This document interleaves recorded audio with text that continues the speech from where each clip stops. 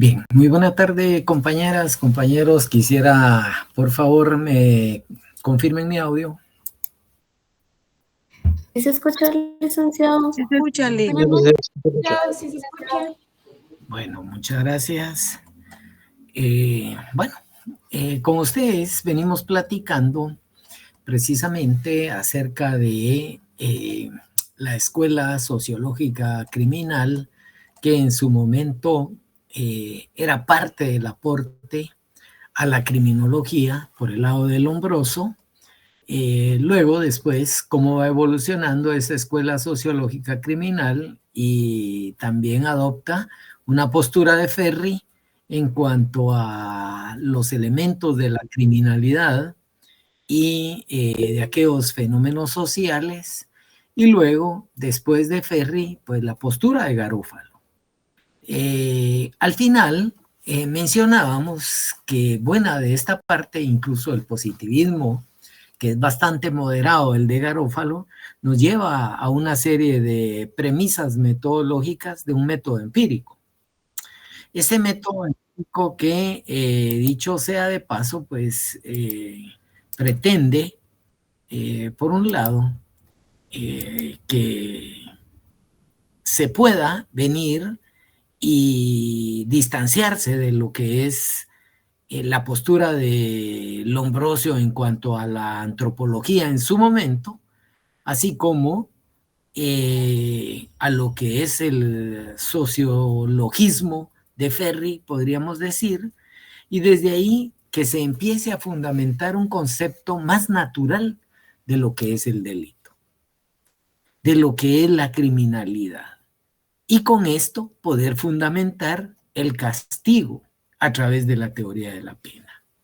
Garofalo entonces, con sus distintos correligionarios positivistas, empiezan a describir características de un delincuente criminal, a definir el concepto propio de lo que es un criminal para efectos de poder influir, y que en ese tipo de influencia como tal, pues se permita en algún momento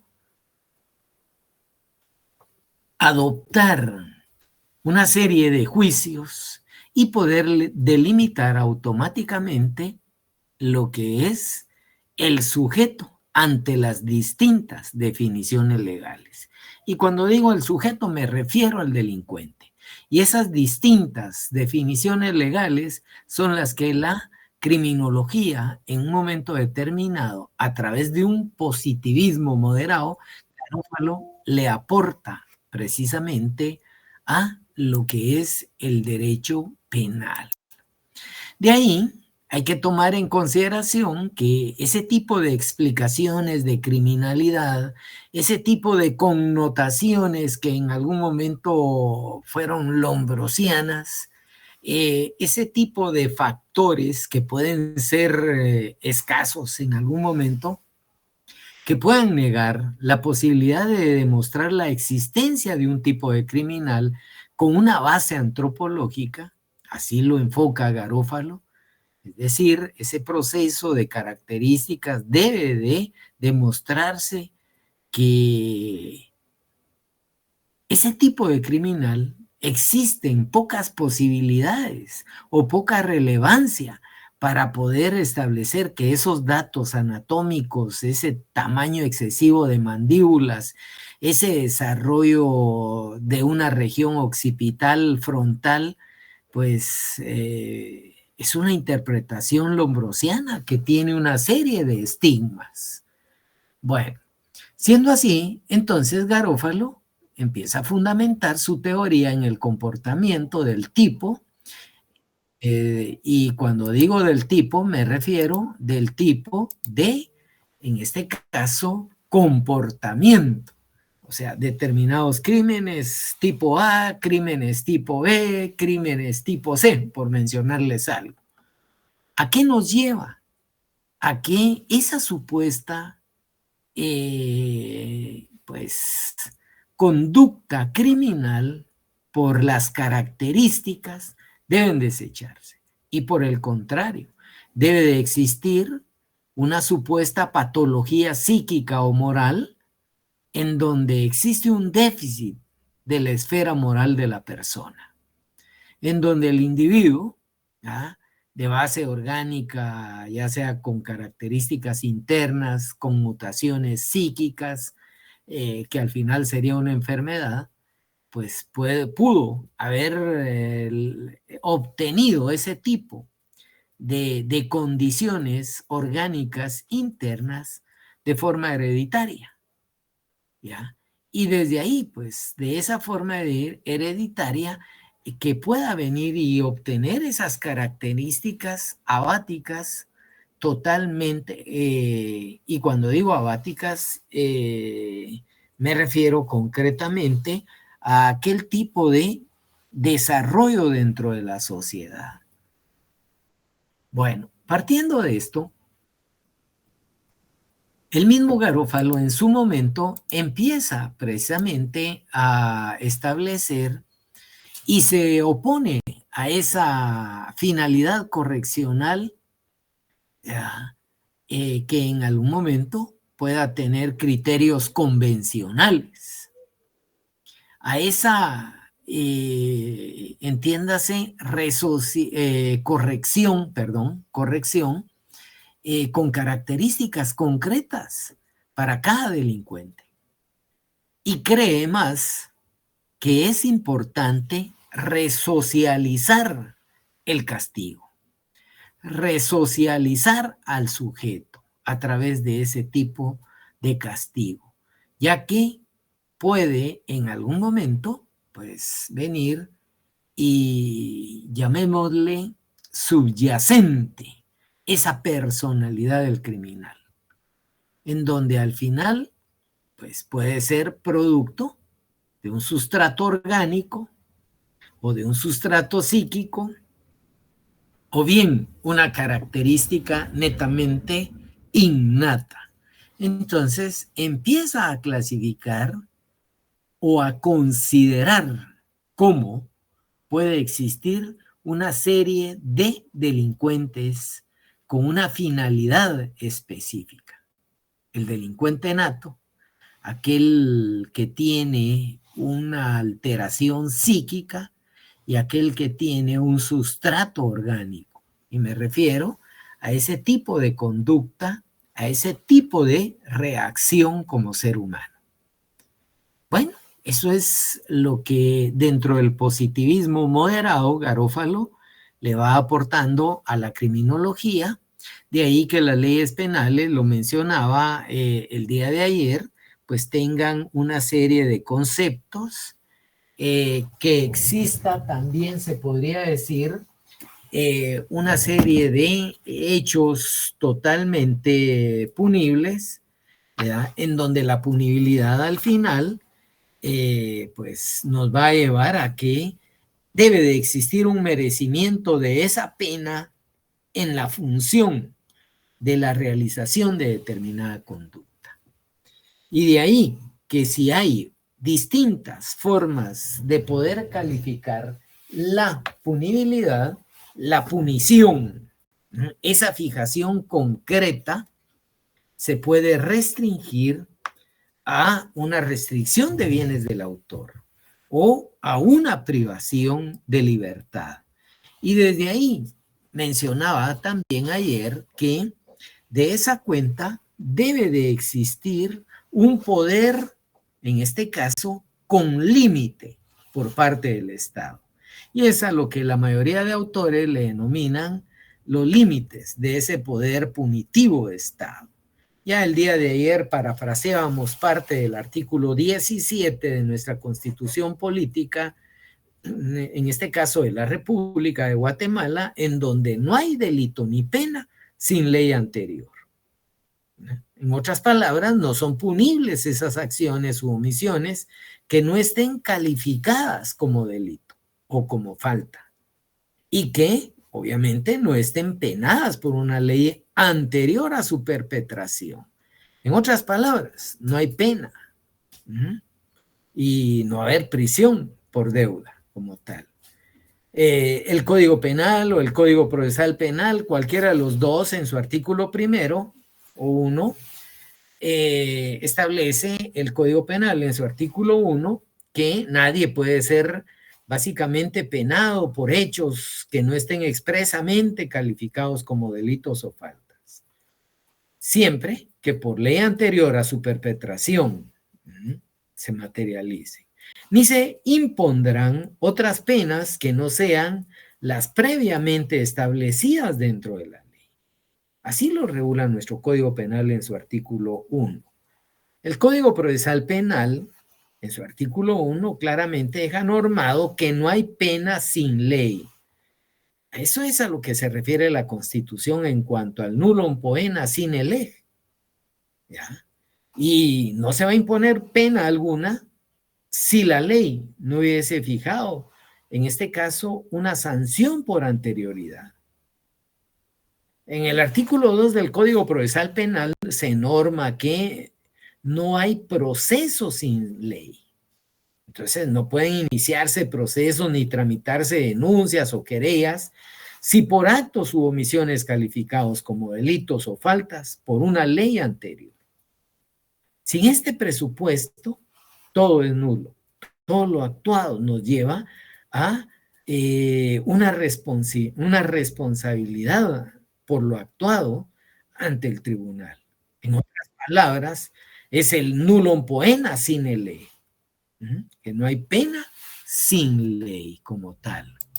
Bueno, esto es parte de lo que se venía mencionando y también se establecía en ese juego de posturas de un positivismo establecido ya sea por Lombroso en su momento, Ferri en su momento y Garófalo, cuando Garófalo toma y discute estas posturas de Lombroso y por el otro lado de Ferri, pues va a negar ciertamente la posibilidad de poder demostrar la existencia de un tipo criminal de base antropológica, porque hay una serie de personas, insisto, con características distintas,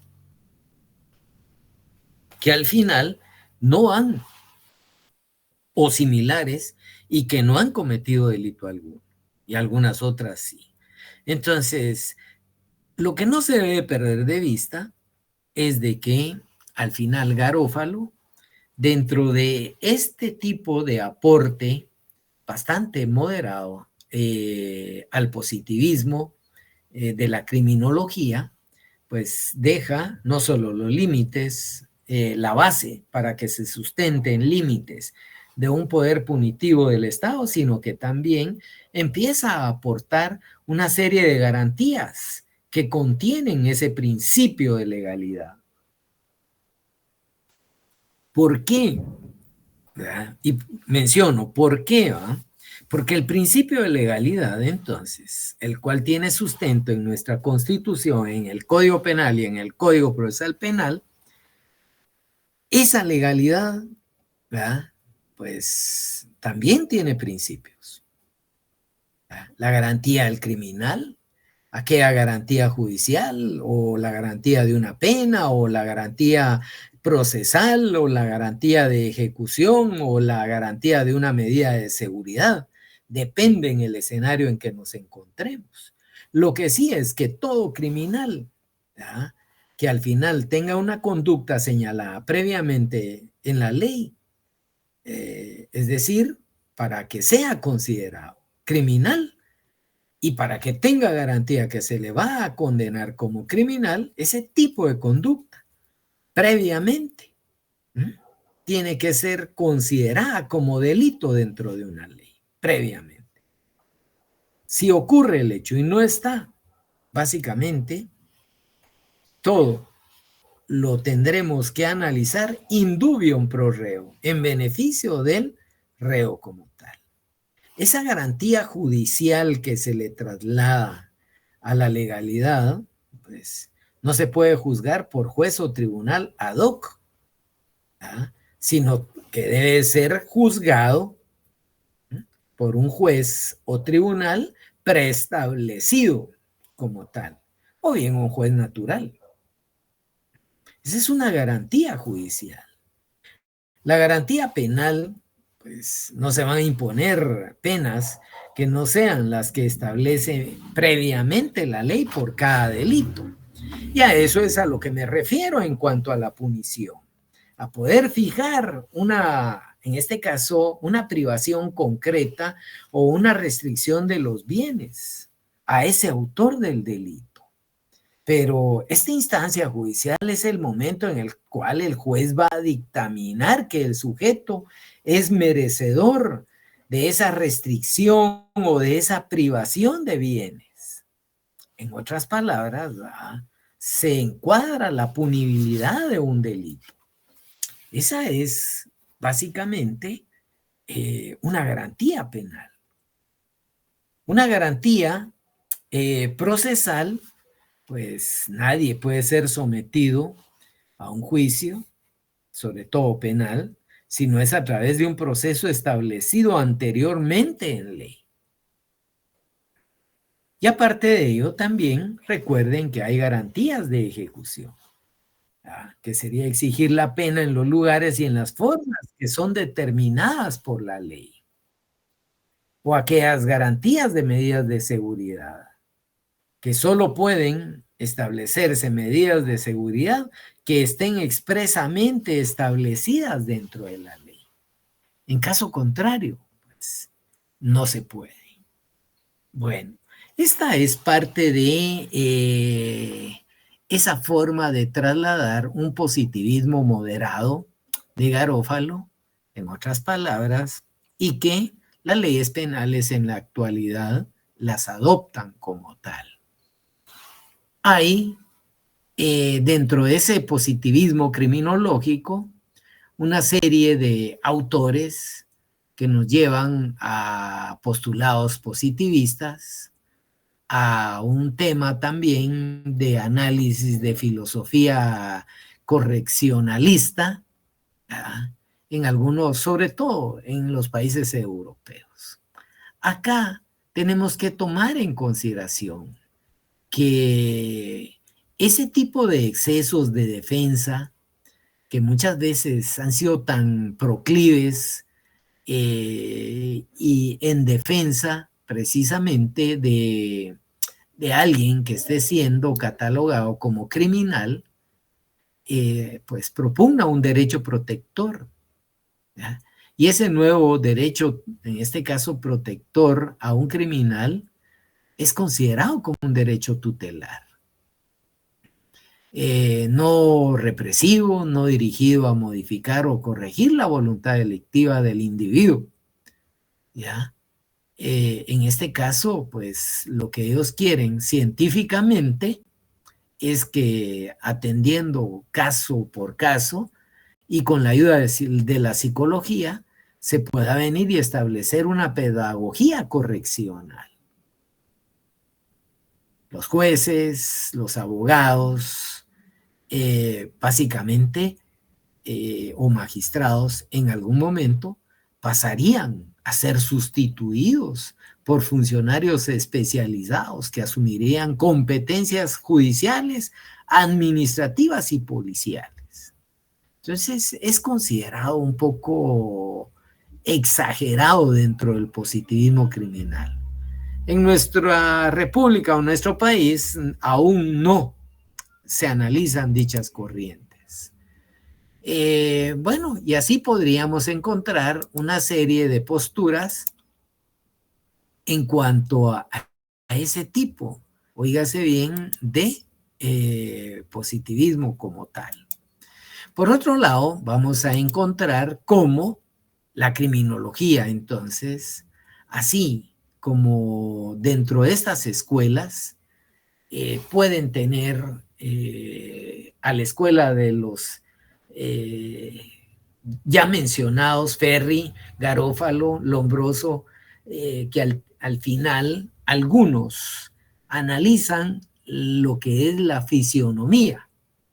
Hay quienes de estos nos llevan a una escuela cartográfica o bien a una estadística moral, ¿ya? Y en cualquiera de estos ámbitos, No nos olvidemos de la frenología y de las personalidades del sujeto. Así lo establecía precisamente esa corriente positivista moderada de la criminología de Garófalo. Esas ilustraciones francesas y los enciclopedistas en algún momento, ¿ya? Fisionomistas como Gaspar Lavater, ¿ya? Entre pues aquellos que al final constituyen que los hombres de maldad natural pues llegan a construir o pueden considerarse dentro de esa caracterización lombrosiana de aquel criminal nato. Y desde ahí me recuerdo que Lavater en su momento viene y establece precisamente una imagen acerca de esos hombres de maldad. Esto, dentro de la criminología, pasa a ser una contribución para que el sistema de identificación de Bertillon, que no era más que esa identificación de Bertillon, era aquel retrato hablado, aquellos otros procedimientos y técnicas claras que son bases fisionómicas, ¿ya?, dentro de la criminología, ¿ya? Lavater asocia concretamente cuando uno es feo o cuando uno tiene deformidades dentro del cuerpo humano con la conducta delictiva. Lavater, Jean-Gaspard Lavater, establece que la verdad embellece y el vicio desfigura. ¿Qué desfigura? La rudeza en el cuerpo, pues al final, y que pasa a ser un signo negativo. Y la fisionomía de los falsos es más fácil de leer. Así lo denominaba o lo asociaba Jean-Gaspard Lavater cuando asocia esa fealdad a las deformidades del cuerpo con aquella conducta delictiva. Estas especulaciones sirven precisamente para observar con detenimiento a los acusados antes de juzgarlos y condenarlos. Incluso las personas que normalmente pues son sindicadas, el mismo juez muchas veces lo analiza, lo ve, y esa es una postura de Jean-Gaspard Lavater al asociar si es feo, si hay deformidades con ese tipo de conducta. Y es ahí en donde los jueces en su sana crítica razonada,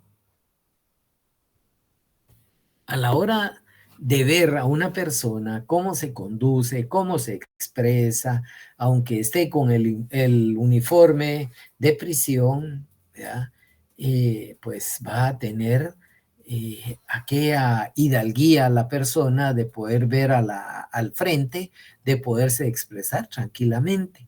Y ahí los jueces, en este caso, asumen un signo negativo, porque la fisionomía de los falsos es más fácil de leer, establecen los jueces.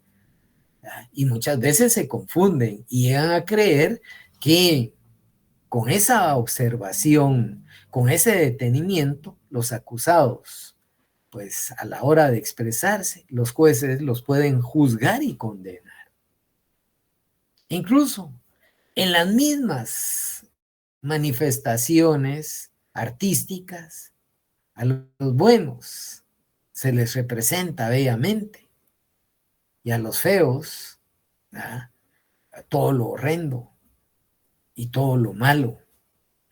En las obras de teatro, un malo o la mala siempre van a tener cara así de pocos amigos. Bueno, en algunas novelas ponen artistas con caras bonitas, ¿verdad?, pero con gestos y actitudes horrendas. Ahí hay expresiones en donde hoy en día, es decir, hoy en la actualidad, las expresiones dentro del arte muchas veces llevan un mensaje subjetivo a los grupos sociales.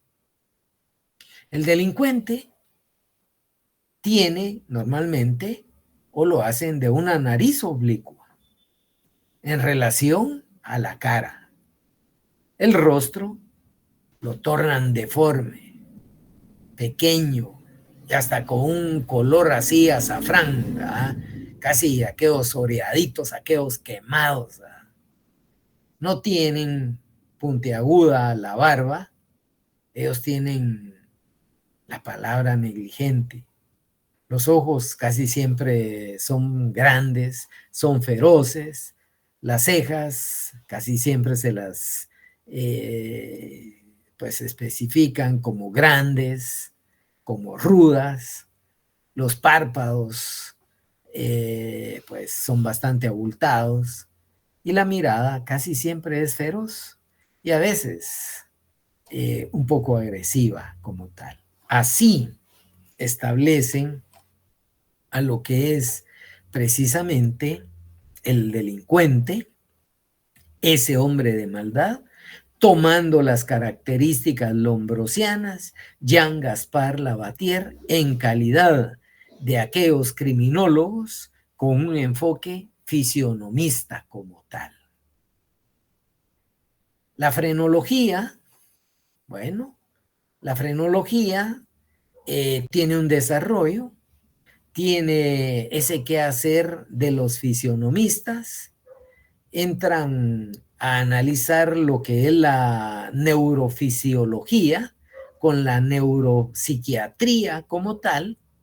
Vean pues, y desde ahí, ese estudio o esa conducta de algunos criminólogos al estudiar la frenología, pues tratan de explicar la conducta delictiva partiendo de las anomalías cerebrales de los individuos. Francois, Gall, Macario Cuy, son criminólogos que dentro de este último significado de la frenología, pues pasan, en otras palabras, a materializar de la frenología, que son como, o es mejor dicho, un precedente de la criminología, pasan a establecer esas escuelas estadísticas, cartográficas, ¿ya? Sin embargo, en el desarrollo de la misma, hay un criminólogo belga, Quetelet, o el francés Guerry, ¿verdad?, quienes establecen en este tipo de escuela cartográfica o de estadística moral como máximos, los llegan a considerar como máximos exponentes, ya que desarrollan la idea acerca de la periodicidad e irregularidad de los fenómenos delictivos. Tratan de relacionar el crimen, el sexo, la edad, la profesión con las condiciones económicas, la raza y el clima. No sé si se recuerdan que yo mencioné en algún momento cómo se puede venir y reconocer aquel tipo, óigase bien, ¿verdad?, de elementos, de valoraciones, ya sea de la sociedad, ya sea no solo de la sociedad en sí, sino que en algún momento, como esa escuela positiva, también analiza los fenómenos sociales, los fenómenos climáticos, los fenómenos de la familia, los fenómenos que al final son parte fundamental para poder establecer ese derecho tutelar.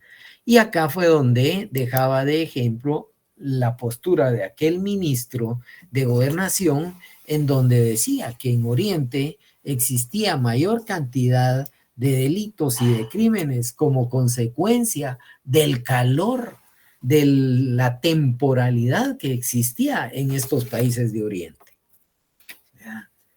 Bueno, esto nos lleva a que reflexiones acerca de este francés Gary, ¿ya? En su momento, pues nos lleve a que la criminalidad existe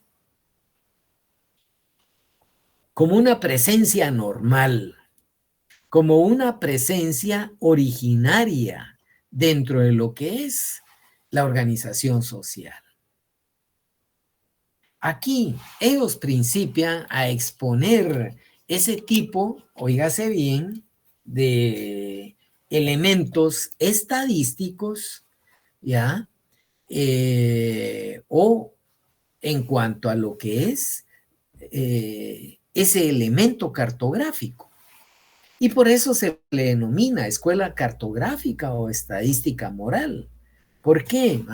Cartográfica. ¿Por qué escuela? Porque empiezan a ubicar regiones, países, climas, etcétera, para poder establecer qué tanto dentro de una organización social existe precisamente condiciones económicas, ya sea por raza o por clima o por profesión, ¿ya? Y de ahí cómo relacionen ese crimen.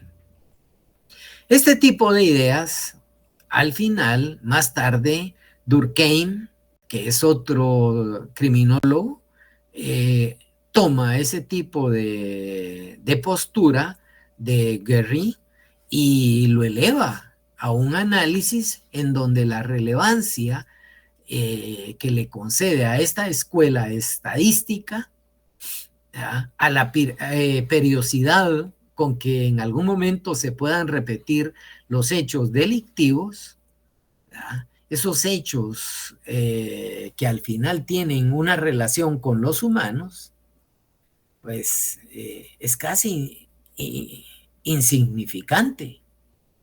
Y de ahí la importancia de poder analizar las causas de esa periodicidad, de esos hechos delictivos.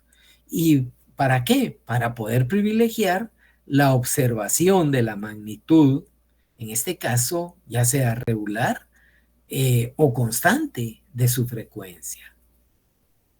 Bueno, de ahí vamos a encontrar personalidades como John Howard o Jeremías Bettman, ¿ya?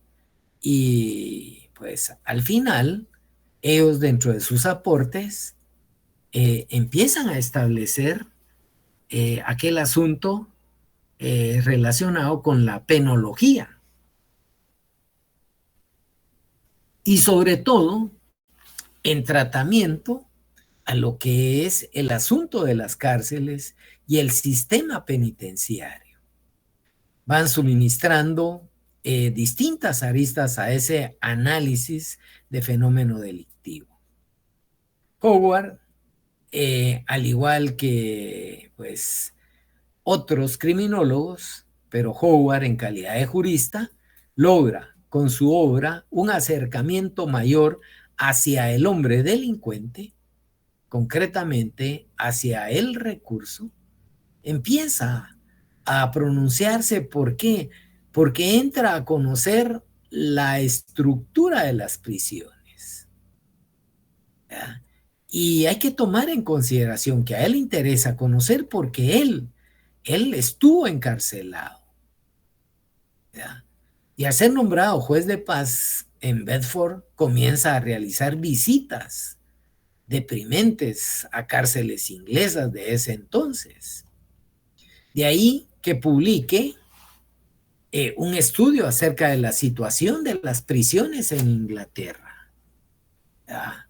En donde al final esa situación pues promulgó una serie de leyes que entraron a beneficiar a los presos y en su honor denominaron los Howard Acts, o sea, los actos de Howard como tal. Otro exponente máximo es Jeremías o Jeremy Bettman.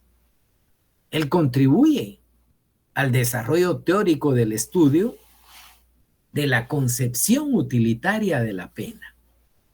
Pasa a ser uno de los fundadores de la ciencia penitenciaria como tal. Su más conocida obra es el panóptico, ¿ya? Y debemos de entrar a considerar que el panóptico como tal, en algún momento, pues, si bien es cierto, es un diseño de una edificación circular que lleva como que se tratara de una cornucopia, pero de cabeza. El pico hasta arriba y la parte ya amplia hasta abajo. De ahí que esa construcción, pues de esa prisión, en ese tipo de arquitectura, lo que permite es el control de la parte superior hacia abajo. ¿Para qué? Para poder contribuir al control del tratamiento del recluso. De ahí que este diseño, pues que al final es una torre de vigilancia en el centro en donde el guardia puede lograr una visibilidad circular y permanente contra los sancionados como tal. Bueno, este proyecto no tuvo gran repercusión, ya sea en Inglaterra ni tampoco en Europa. Sin embargo, en Estados Unidos muchos centros fueron construidos bajo este tipo de forma penitenciaria. Está el caso de Western State en Pittsburgh o el Atavie en Illinois, en Chicago. Y desde ahí, pues, este tipo de postura que Bettman desarrolla, Jeremy sobre todo, pues es no más que el reflejo de que hoy en día desde arriba nos